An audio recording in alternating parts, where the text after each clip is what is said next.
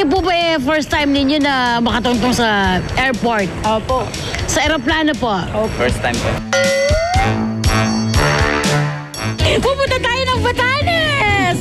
Ang Skyjet po is flying to Batanes every other day. So Mondays, Wednesdays, Fridays, and Sundays.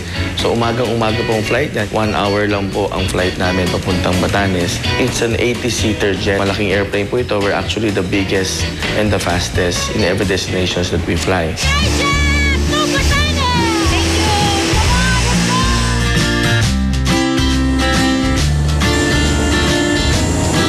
Nasa taas na kami, ay di panay silip namin sa bintana. Pinapanood namin kung ano yung mga makikita sa baba. Ang social naman! May sparkling champagne pa on board.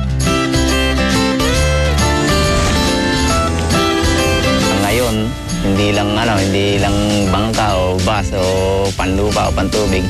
Nakasakay din ako sa panghimpapawid talaga sa Skyjet.